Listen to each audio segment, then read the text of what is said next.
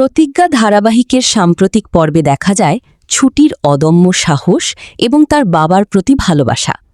নিজের বাবাকে মিথ্যা অভিযোগ থেকে মুক্ত করার শপথ নেওয়ার পাশাপাশি পরিবারের সদস্যদের সাথে তার সম্পর্কের এক নতুন মোড় উন্মোচিত হয়েছে। অভি বাড়ি থেকে চলে যাওয়ার পর ছুটি মানসিকভাবে কিছুটা বিপর্যস্ত হলেও সে স্থির করে তার বাবার সাথে দেখা করবে।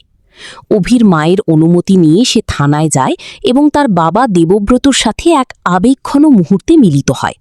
সেখানে সে জানতে পারে তার বাবার বিরুদ্ধে আনা ষড়যন্ত্র এবং মিথ্যা অভিযোগের কথা। ছুটি তার বাবাকে কথা দেয় যে সে যেভাবেই হোক তাকে এই বিপদ থেকে উদ্ধার করবে।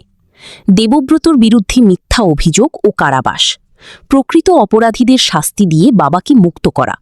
থানায় কথোপকথনের সময় দেবব্রত ছুটির নিরাপত্তা নিয়ে চিন্তিত থাকলেও ছুটি তাকে আশ্বস্ত করে যে সে এখন অনেক পরিণত এবং নিজের খেয়াল রাখতে সক্ষম। দেবব্রত তার মেয়ের আত্মবিশ্বাস দেখে তাকে আশীর্বাদ করেন। বাড়ি ফেরার পথে ছুটির জীবনে নতুন কোনো ঘটনার ইঙ্গিত পাওয়া যায় যা গল্পের মোড় ঘুরিয়ে দিতে পারে। ছুটি তার বাবাকে জেল থেকে ছাড়িয়ে আনার জন্য আইনি বা অন্য কোনো পদক্ষেপ গ্রহণ করবে।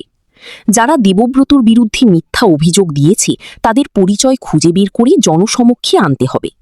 ছুটি নিজের নিরাপত্তা নিশ্চিত করার পাশাপাশি পরিবারের অন্যান্য সদস্যদের সাথে সমন্বয় বজায় রাখবে।